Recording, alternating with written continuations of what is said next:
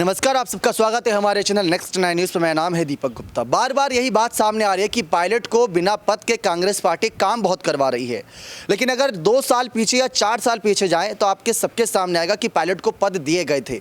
जिस काबिल थे वो, जिस उम्र के लिहाज से उनको पद दिए गए, वो सही समय पर सही फैसले थे। अगर कोई एक्सपीरियंस नेता जो तजुर्बेकार है, जो पहले भी सत्ता को समझ चुका है, अगर उसको सीएम बनाया गया तो कम से कम उनसे निचले क्रम पर जो आते हैं यानी पायलट जैसे चेहरे, उनको ये मानना चाहिए था कि गहलोत ही हमारे सीएम।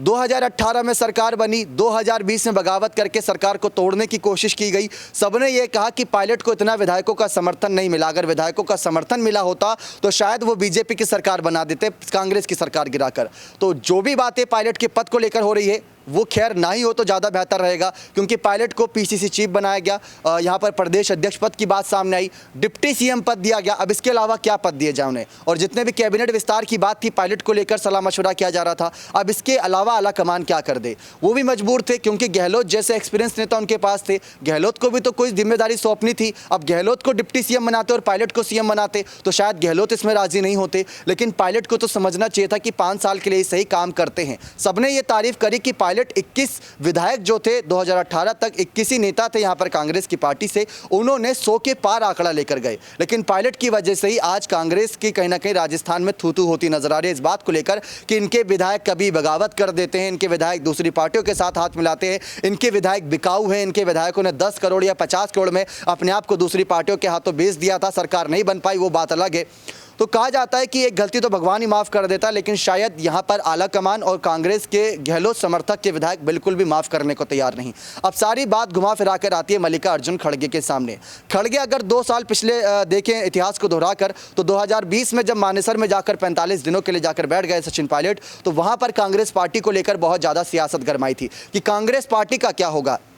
उसके बाद अगर गौर करें तो अब 4 साल का जीत का जश्न यहाँ पर कांग्रेस पार्टी राजस्थान के अंदर मनाएगी, और भारत जोड़ो यात्रा तब तक रहेगी या नहीं ये तो बात की बात है, लेकिन जीत का जश्न जरूर मनाया जाएगा। लेकिन पायलट का क्या काम रहेगा? पायलट ने जिताया, पायलट ने सरकार बनाई, लेकिन पायलट ने कोशिश करी और उनके नेताओं ने कोशिश करी सरकार गिर जाए।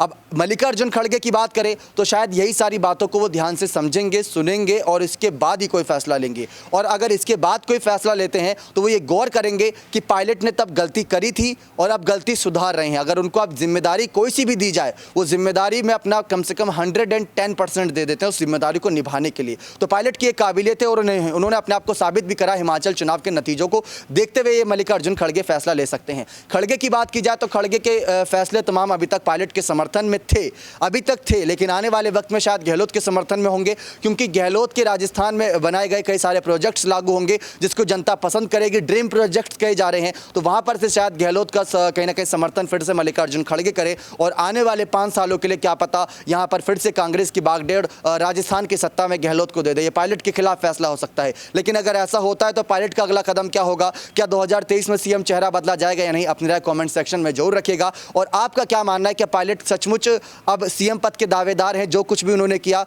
या उनकी गलती को भुलाकर कांग्रेस पार्टी को उन्हें कोई बड़ा पद दे देना चाहिए? अब सही समय है या नहीं? अपनी राय कमेंट सेक्शन में जरूर रखिएगा। बहुत बहुत धन्यवाद।